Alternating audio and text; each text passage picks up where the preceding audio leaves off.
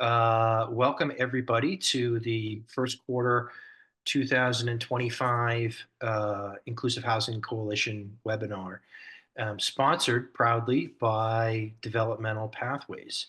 We are very excited today to have a great lineup of speakers to talk to you about technology with the IDD community. We will have three presentations by the folks that you see here on our screen. And we will be saving questions and comments for the end of the presentation. So with that, I'm going to go ahead and stop sharing my screen and invite Ken Wilkinson to go ahead and share his screen and begin our presentation this morning.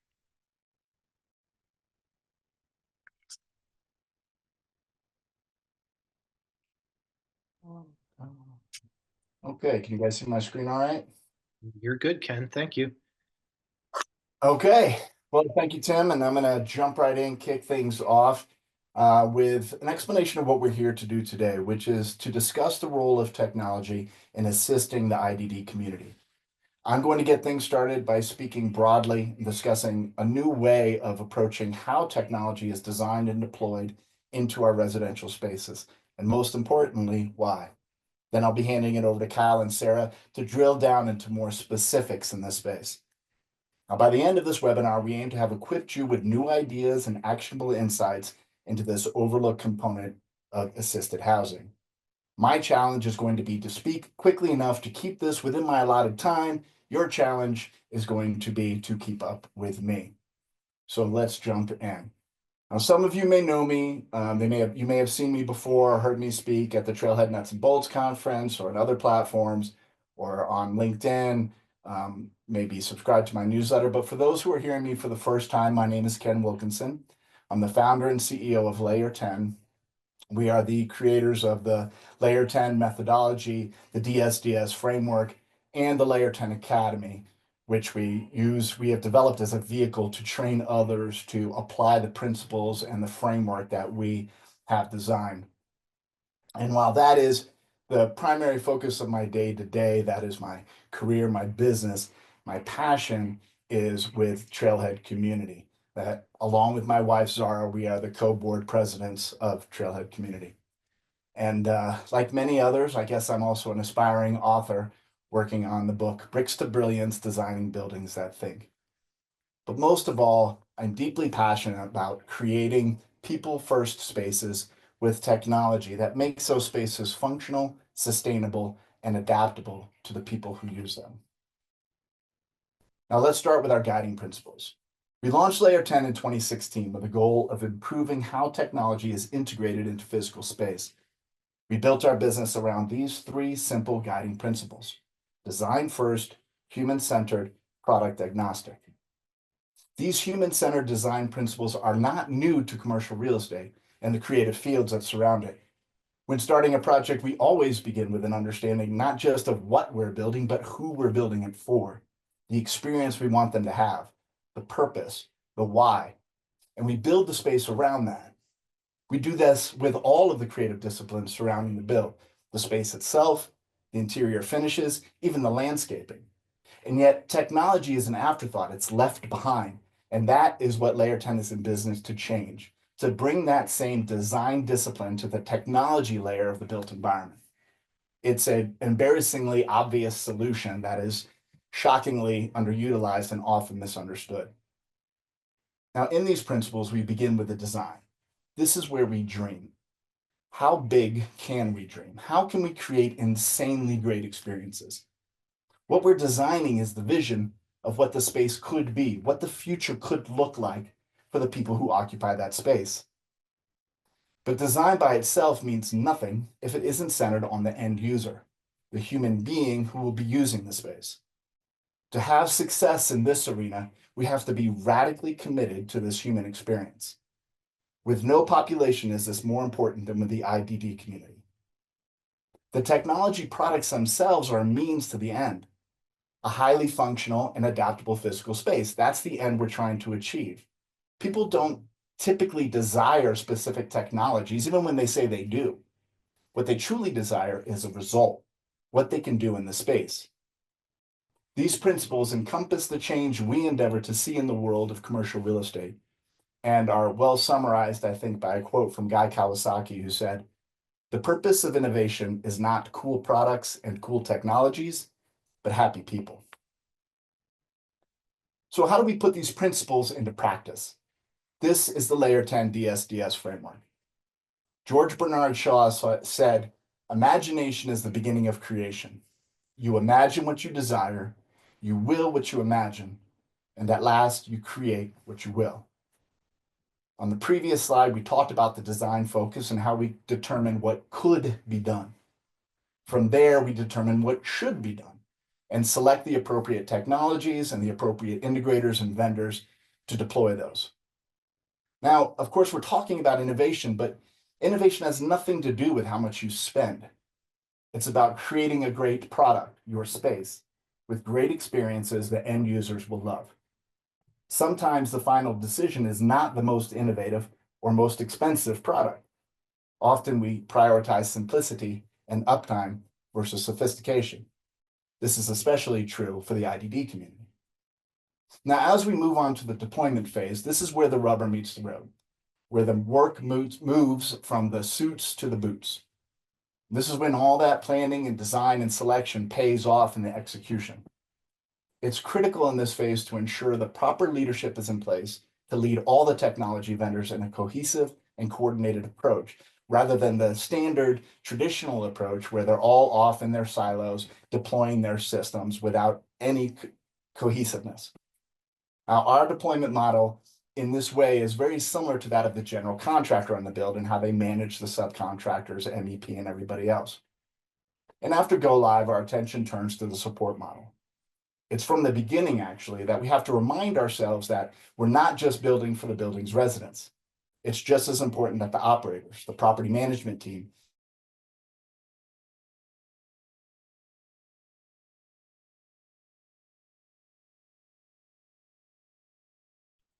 All right, folks, I think Ken got knocked off or something. Um, I will try to troubleshoot that, but while we're doing that, perhaps we can have Kyle jump in and take it away with his presentation, and we can sort of break it up. And when Ken comes back, we can slot him in afterwards. Let's do it, Tim. I appreciate it. Yeah. Give me 1 second.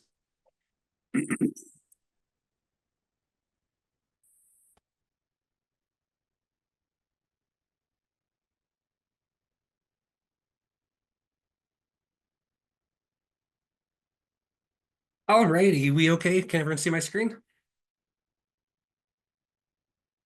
Yes, we can. Kyle, take it away. Perfect. Alrighty, well, good afternoon, everybody. My name is Kyle Hammond, and I am a remote supports consultant for SafeinHome. Excuse me. So far in my career, I've had the opportunity to act in a variety of leadership roles within the IDD community here in Colorado, both in the metro area as well as in our rural mountain communities. I've primarily been involved in program development for residential services and some other Medicaid waiver-funded settings. Through this, I've been able to see firsthand how lack of staffing and resources can impact the supports that people receive, and how those lack of supports can limit the amount of choices people have in where they live. Today, representing SafeinHome, who is an authorized service agency and provider of remote supports and assistive technologies, I'm here to talk a little bit about how we support members across the state, as well as in 15 others across the country. I appreciate Tim and the Inclusive Housing Coalition for the chance to really fill you guys in today about how remote supports are using technology to change how we view supported independence. Before we dive in too deep, I did want to provide a little bit of context into how this service is accessed. Today, remote supports are approved as a standalone service on 5 of Colorado's HCBS Medicaid waivers. But later this year, we are moving to Community First Choice, or CFC, which is going to open the door to even more members being able to have access to this service. Today's conversation isn't too much about the funding or regulatory side of things, though, and I really want to stay focused on the purpose of the webinar, which, as Ken was saying, is about how we can talk about how technology can be integrated into any home environment to help us make our communities even more inclusive and support our goals of increasing independence. To get us started, though, what exactly are remote supports? Remote supports are 24/7 virtual access to staff paired with advanced assistive technologies to empower people to increase their independence within their own homes. To help paint a picture, I have a quick video I want to share to kick us off.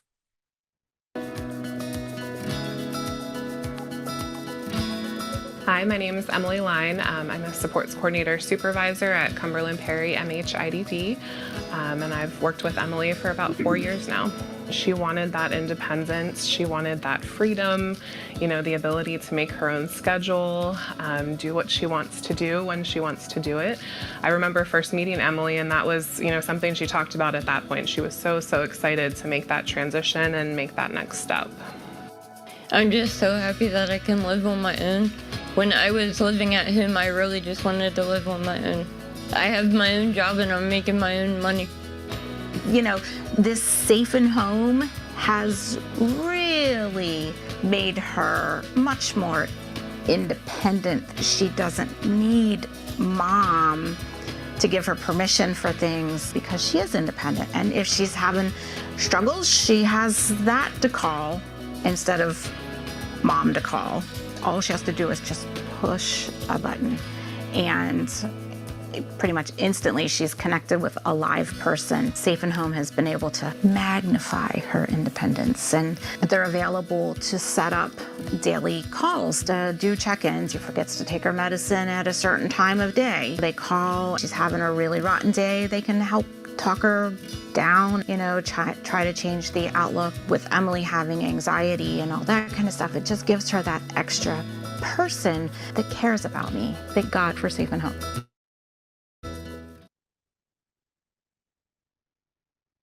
All right, so this video gives us a little insight into Emily's story and how she uses technology to enhance her independence. One of the biggest lessons from the pandemic was learning how to stay connected, even when we couldn't be in the same room. We discovered how to leverage technology to support one another. Professionally, we also realized that we can be more efficient when we're not constantly tied to travel schedules. The result was greater flexibility and responsiveness in support services.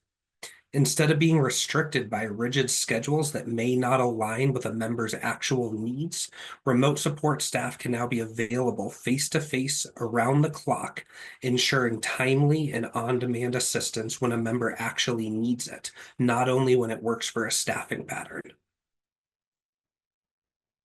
Anytime we start talking about technology, especially in the human services field, there's often concern that we're looking to replace in-person support with a piece of technology.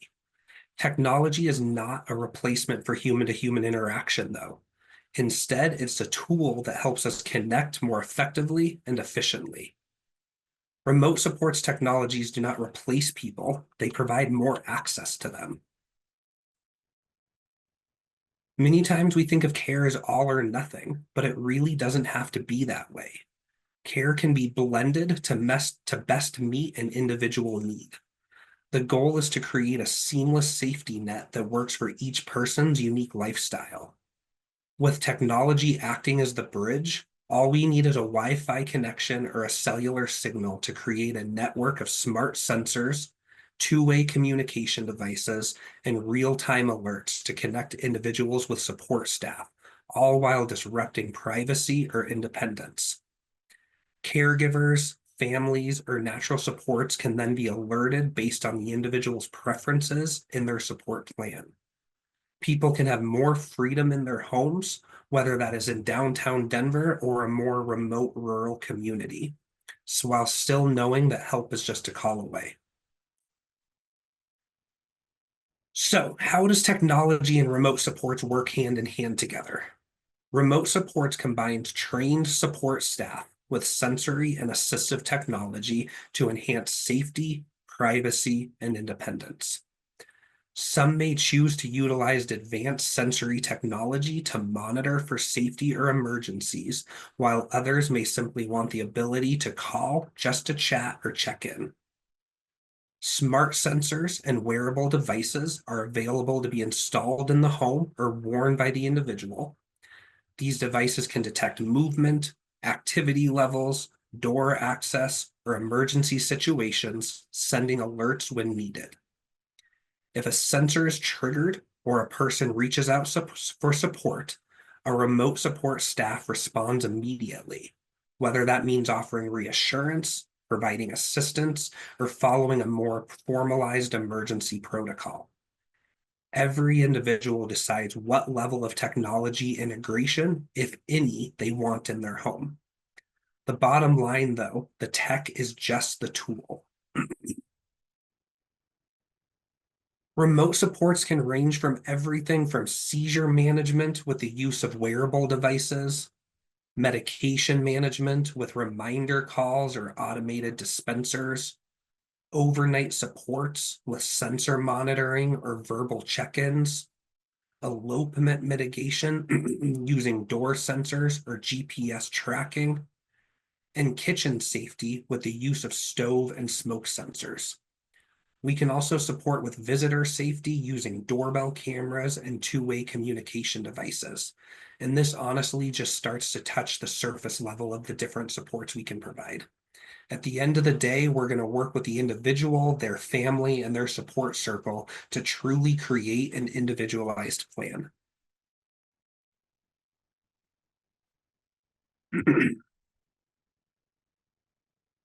With this approach, we're able to provide support in a much more individualized way. Remote supports are there when you want them and not when you don't. Traditional in-person support is often locked into a fixed schedule, which may or may not align with a person's actual needs. Remote supports, though, allow people to get help whenever they need it and can fill the gap between in-person visits. Services can be customized to each person's schedule rather than forcing them to fit within a rigid support structure. Remote supports are not just for crisis situations either.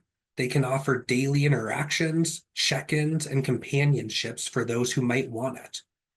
We know within the IDD community, we have higher reported rates of loneliness, and many individuals want more social interaction, but don't always have immediate access to friends, family, or staff when they need them. Loneliness can lead to higher levels of stress, higher anxiety, and a decline in overall well-being. For these reasons, remote support staff can be there just for a quick chat, a check-in, or just to listen during a challenging day. In professional sports, a lot of times we hear the phrase, the best ability is availability. Well, sometimes a simple in-the-moment conversation makes all the difference in the world. Remote supports are about ensuring individuals feel seen, heard, and valued on their time schedule. To give a real-life example to put some of these supports into perspective, recently a case manager reached out to us at SafeinHome wondering if remote supports could help with someone on her caseload. She was supporting a man who was relentlessly calling friends, families, caseworkers, and emergency services, and would be in a panic if people didn't answer. As time went on, he started to run into legal concerns due to overutilization of emergency services and started to threaten self-harm. People in his life were starting to question if he'd be able to maintain living independently. What we quickly learned when we got involved in this situation, though, is his calls weren't just about needing assistance. They were driven by loneliness and boredom. His case manager has an overflowing caseload, which is a story we hear time and time again. His family all worked full-time jobs, and his friends eventually got burned out. He wasn't seeking help necessarily, he was seeking connection. So our team was able to get him set up with a video tablet and around-the-clock access to remote staff. This allowed him to reach out whenever he needed to talk, even if it was just for something small or to see a friendly face. And over the past year and a half, he's consistently been using services and really embraced our team as part of his routine. Now his team's reporting a significant decrease in incident reports, crisis calls, and he's truly been able to stabilize in his own apartment. So as I start to wrap up with you all, I really hope that I showed you how we can utilize technology to create and maintain access to human technology. How can we use technology to leverage independence and offer more freedom? We know we will never replace hands-on caregiving with technology. We're not trying to do that, but we absolutely can supplement it. These supports are not just about safety. It's about empowerment, independence, and peace of mind for everyone involved. Services can offer that peace of mind for families and caregivers, knowing that their loved one has support at all times, even when they can't be there. And in the end, the hope is that this leads to less caregiver burnout by allowing us to help share in the responsibility and making long-term care more sustainable. Thank you. I appreciate you guys giving me a little bit of time in your busy day today. And one final note to put the reality of this into perspective. Since our company started, SafeinHome has been able to provide nearly 5.5 million support hours, over 1.3 million check-ins, and over 28 million sensor hours across the country. We're excited to keep spreading the word about this resource so we continue to support and empower people to push the limits of what they think they can do with just a little bit of support. So I believe now I'm going to pass it on to the next person in the webinar. My contact information is on the screen. You are also welcome to scan the QR code. The video I showed at the beginning of the presentation is just one of our videos that we have that really show services in action. And I believe the team is going to stick around at the end of the presentation for a little Q&A session if you have anything specifically for me. Thank you. That's exactly right, Kyle. Thank you. We do have a couple of questions, and I've asked that we save them for the Q&A. With all apologies to Sarah, I think let's go ahead and slot Ken back in. If you recall, Ken had a few technical difficulties, but he is back. Yeah, I think where I left off was I was on this slide and talking about the ability for technology to solve all problems and it being completely infallible and never failing on you and always being there when you need it, except for Zoom in the middle of a conversation. So I think I had just finished when everything crashed, the framework going over the process of design, select, deploy, support. So now let's bring this around to Trailhead community. And I want to tell a story here of a serendipitous meeting that I had that got me initially involved with Trailhead. And it was at a conference where I met the architect for the project. He was at our table and he was going through our materials, and I approached him and he said, you know, I think I need what you have, which to a business owner is about the best way to start any conversation that you can think of. And he started telling me the story of Trailhead, a project that I had not heard of. And of course, he had no way of knowing that. He just so happened to be talking to the parent of an autistic teenager at the time. My daughter Audrey is now 21. So it became certainly the most emotional impromptu sales meeting I'd ever been on, because this is the thing, as the parents on the call can attest to, this is that gut-wrenching thing that keeps you up at night, is what happens to our kids when we're no longer around to support them. And so from that meeting, Trailhead quickly became a client of Layer 10s. And over the course of the project, I started getting more and more involved beyond just the design and deployment of the technology. And I was asked to start attending the board meetings. And then my wife and I were invited to join the board. And as I mentioned previously, we are now presidents of Trailhead Community. But who better to share more about this property than Denver 7? This segment it's a few years old, but it's still relevant. Today is also the groundbreaking on a new housing development that will help dozens of families. The Trailhead community in Littleton will be a 4-story apartment and condo community with 80 units Half will go to adults with developmental disabilities. 25% will go to seniors and another 25% to working professionals. The goal is to give people with developmental disabilities a place to live independently. Lots of opportunities to get to know the people living in your building and find some friends. And that social interaction is probably the biggest request we hear from parents. Adults with disabilities to just have opportunities and have options outside of the traditional stale model that we've done for 100 years for these guys. So amenities will range from an arts and crafts room to a gym and a kitchen where people can make meals together. You can learn more and apply to live there at trailheadcommunity.org. So some additional details to add.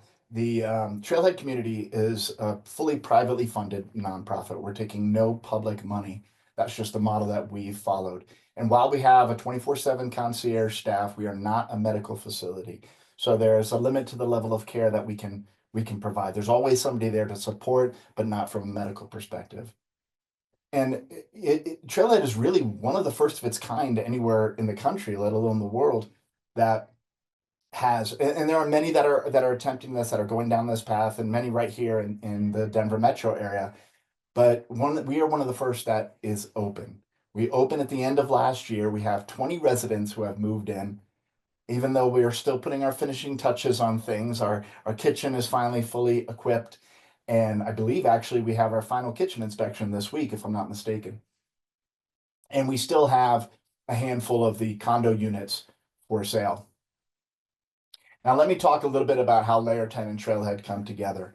So from a Layer 10 perspective, this is how we look at the world. Our scope covers a broad spectrum of technologies, from networking and Wi-Fi to conference room AV, physical security, and EV charging stations. We describe it as anything that touches the internet, including the internet itself. And we describe these through the lens of the 5 technology dimensions you see here. This is the framework for how we walk our clients through the design process by considering the role technology plays in our lives through each of these dimensions. The challenge we were faced with for Trailhead for the first time was applying this lens to the IDD community. How do we leverage technology in a space geared specifically to this resident population? We identified the 2 most critical areas for the residents being community and safety and security. Now, for today, we're focused on keeping this vulnerable population safe and secure. And the first thing to note is that your residents are not the only users you are designing for. Especially when it comes to resident safety, it is just as important to ensure the primary caregivers, we, the parents, feel safe and secure. For many of us, we're releasing our kids out into the world, sending them out amidst the wolves, as it is said, and for the first time. And this can be a very scary proposition, often more for us than for them.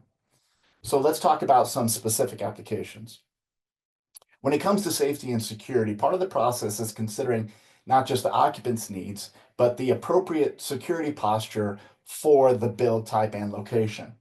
In this case, we're talking about a suburban apartment complex, which is very different than a multi-tenant office building in downtown Denver. The needs are different.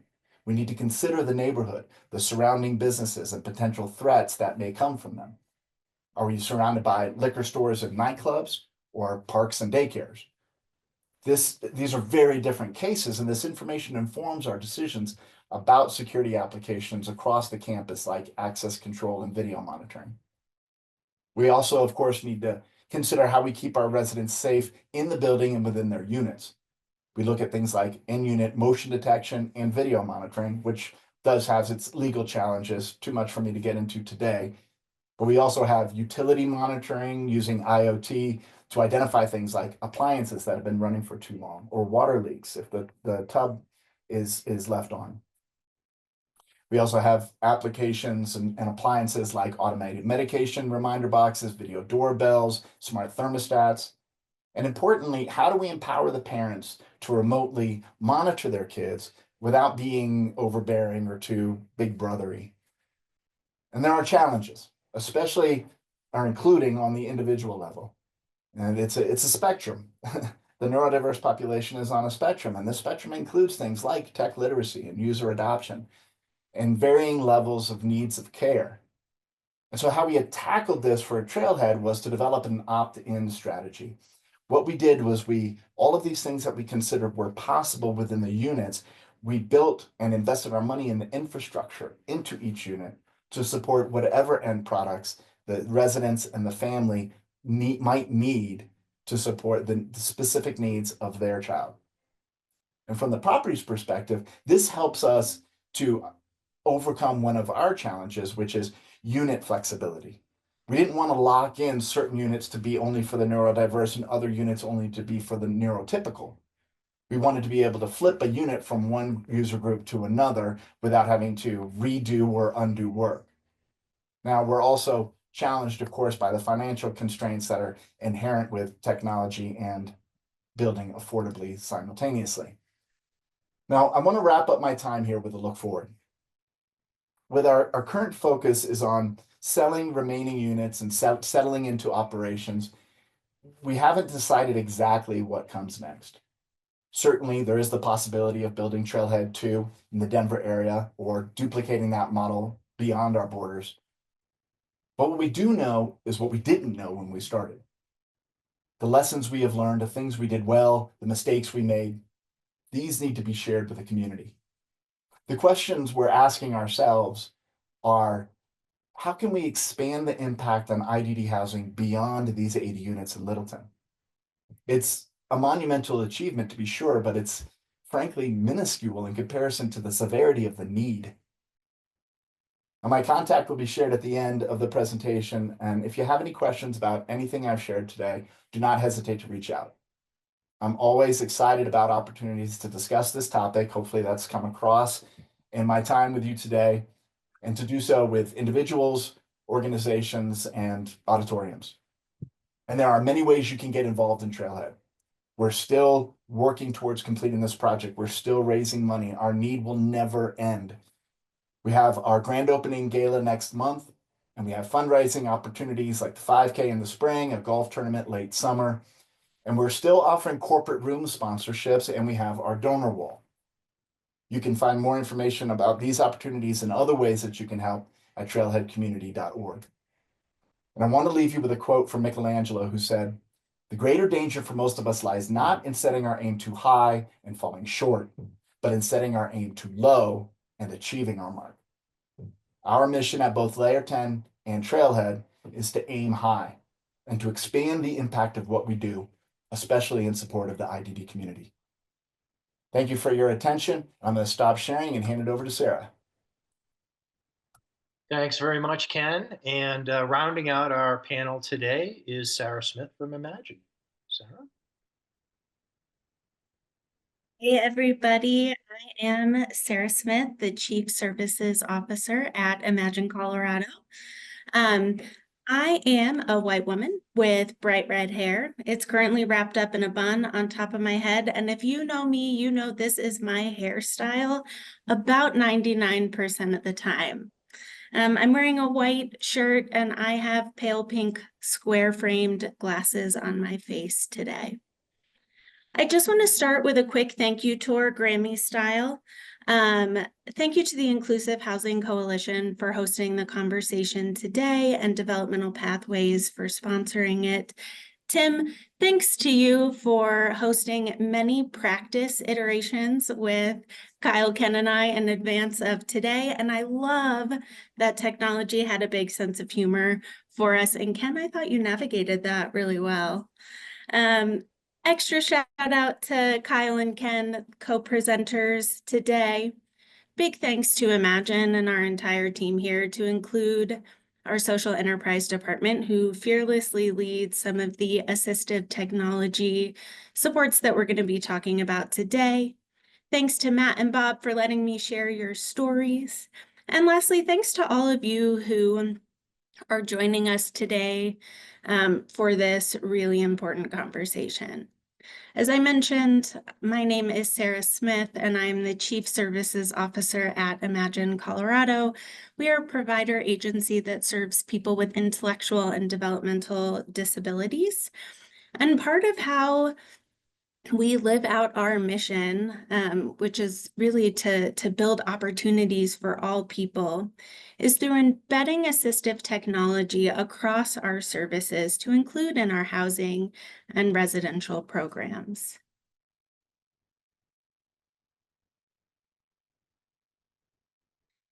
So whether you are joining us today and you are the parent of a child who's getting ready to move out of your home for the first time and you are nervous, maybe you're an adult with a disability yourself and you've already identified some barriers and potential solutions to you living your life the way that you desire. Or whether you're another professional on this call trying to figure out what is technology, how does it all work, and what is my role.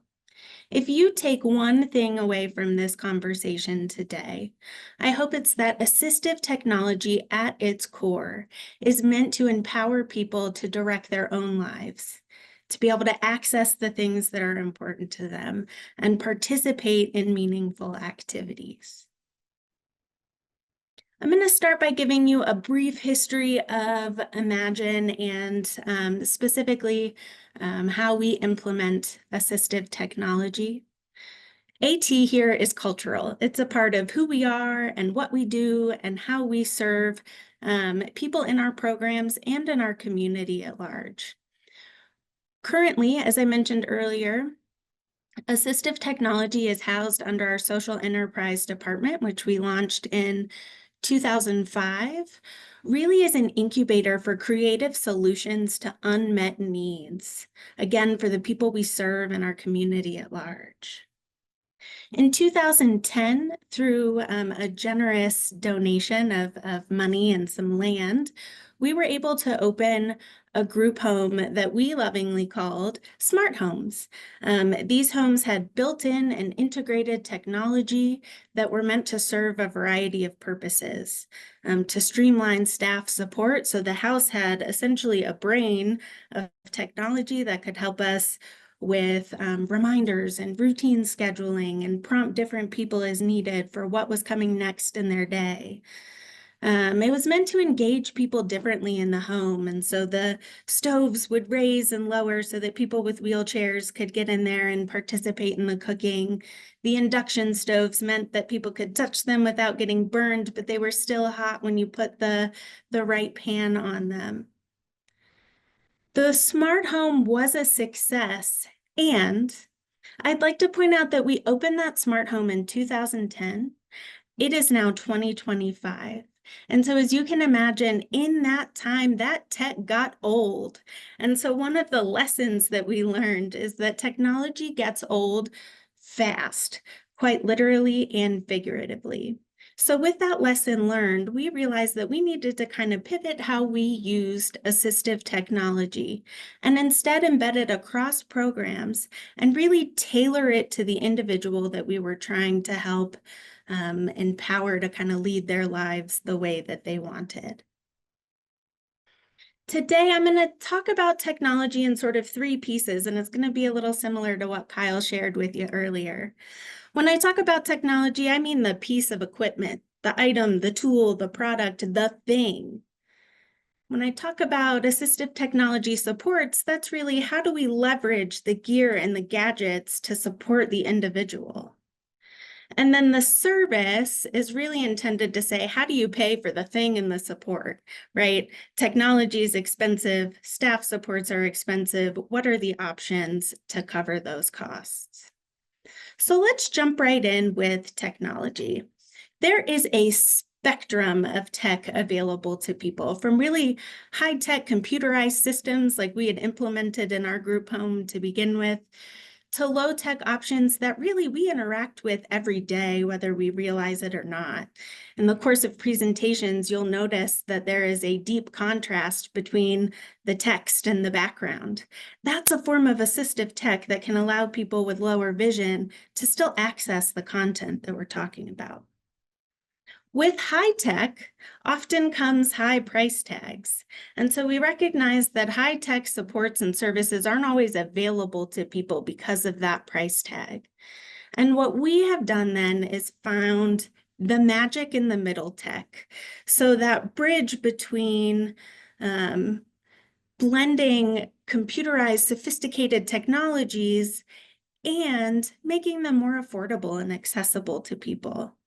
I think Alexas and Echoes are a really good example of this. So the house brain that we had in the smart home really now is more like your Alexa. And in fact, we've implemented those across our group homes. So now they're prompting people for their routines and their schedules. The beautiful thing about them is they're relatively inexpensive comparatively, and easily replaceable. I'd like to share a story about a fella named Matt and how a simple switch allows Matt to do something that previously people assumed he couldn't. So if you look at the picture on the bottom of the slide here, when I talk about a switch, I am talking about that yellow rectangle.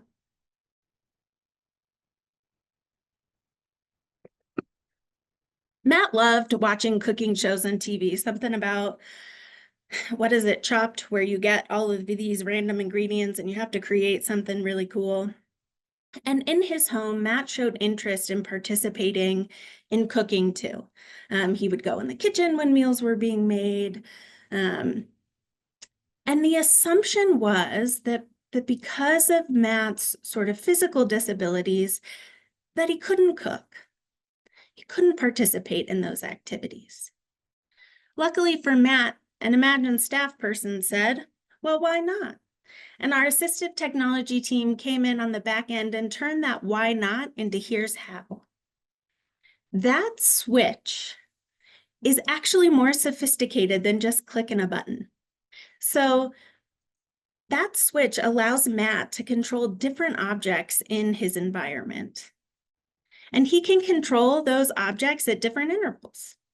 So it can be programmed where he presses it and it turns a light on or off, just like a switch in your home. It can be programmed to where now, fast forward to Matt cooking in the kitchen, he can press the button and it will turn an object on like a mixer to mix all of those ingredients for the recipe that he's making for seconds. Or say that Matt's a little overstimulated and needs some sensory kind of regulation, he can turn on his favorite lava lamp for minutes, all in how that switch is programmed. It can attach to pouring mechanisms that allow him to mix liquid ingredients. He's even taken a turn with a leaf blower. I didn't know a switch could activate a leaf blower. That's pretty cool. And so what that switch has done is allowed Matt to go from watching an activity that he thought was really cool on TV to being able to do that activity himself. How profound is that? Now, to the point earlier, all of this stuff costs money. And I don't want to get bogged down in the services part, but I did want to say that some of these services are fundable through the Medicaid waiver systems, through the Department of Vocational Rehabilitation, and through other areas as well. And each one of those has their own set of limits around who it's accessible to. So the scope, what services it can fund, how much money it will fund.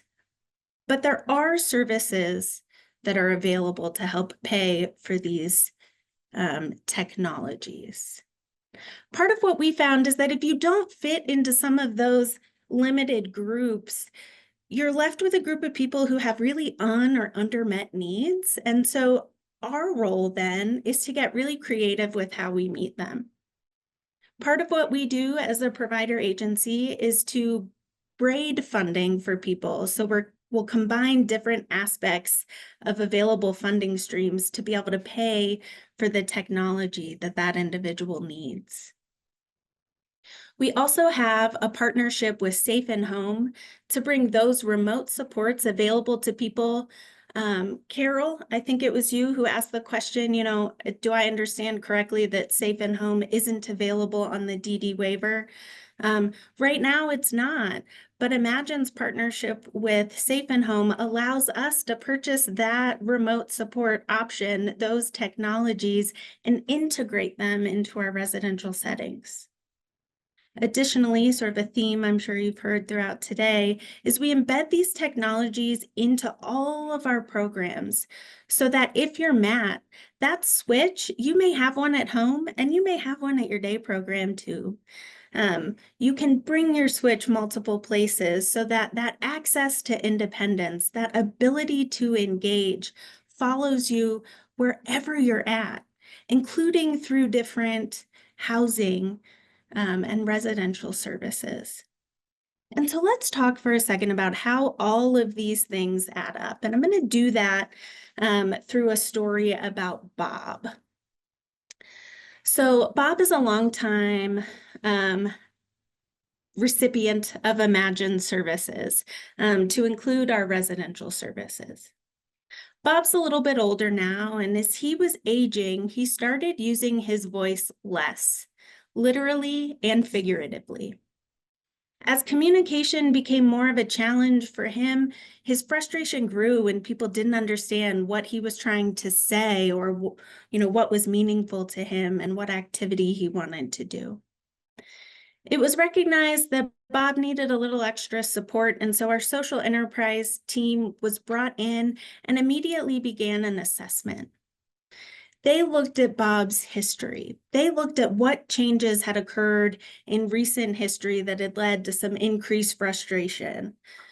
They looked at what was meaningful for him. They collected data on how many attempts to communicate did Bob have before he got frustrated and said, I'm done, it's enough. With all of that information, then they looked at what services were available to identify kind of appropriate tech that might help him. Now, Bob is on the developmental disabilities waiver, and so that assistive technology service is not currently available to people on the DD waiver. And so we looked at exploring different funding streams and how much money we had to be able to support Bob and what his resources and assets looked like.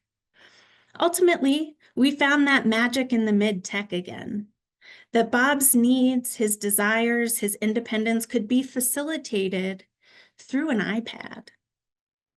And so with the purchase of an iPad and some training, Bob was able to do things like turn the TV on and off by himself without having to get out of bed or out of his chair. He could communicate differently with staff, so he could press buttons and say, I need help. He could access his Alexa to tell him his favorite jokes that would make him laugh or play those songs from the 80s that he really enjoyed. That iPad was Bob's key to getting his voice back. And for years, it worked well. And then earlier this year, Bob ended up needing some rehabilitation services at a skilled nursing facility.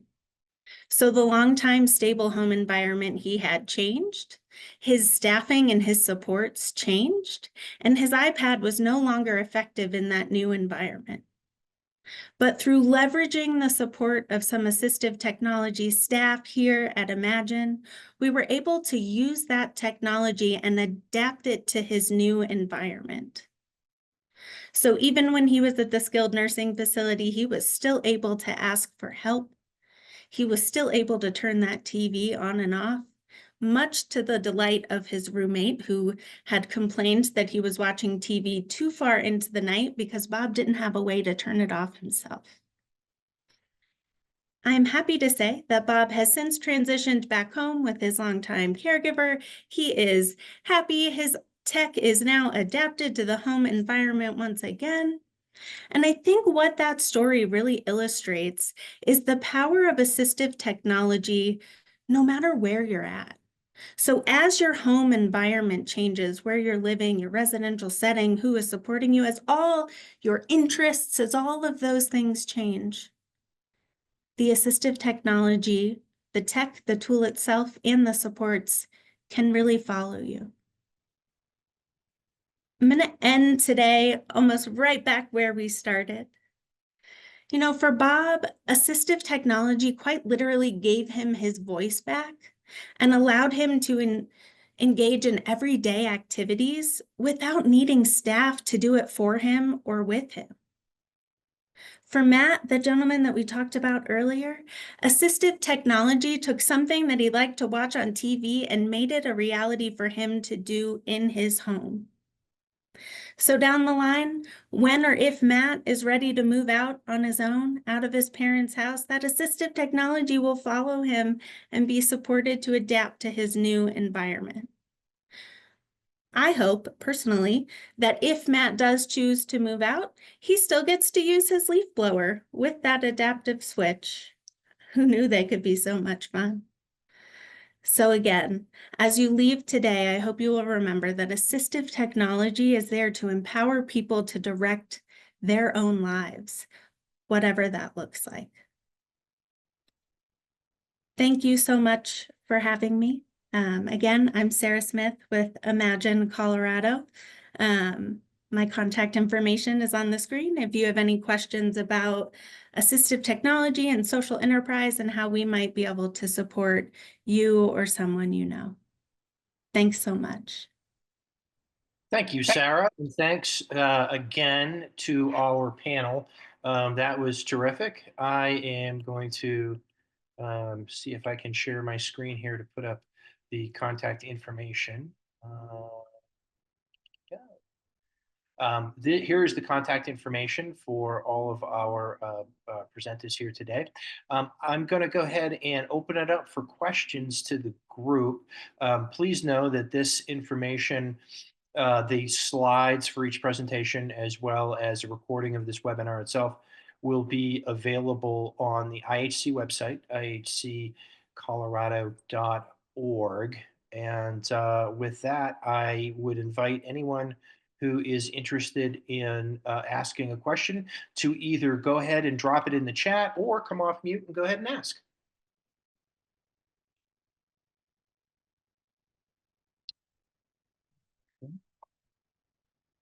And we did have one question. It looks like Sarah answered that during the presentation, though. So anybody else?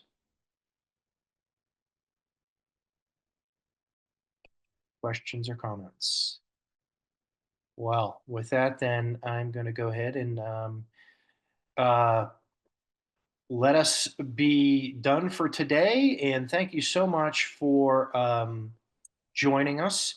Again, please visit our website at ihccolorado.org, or you may go ahead and contact any of our panel today for any individual questions. And I want to thank our panel very much for being with us today and taking of their time so that we could share all this information with you guys today.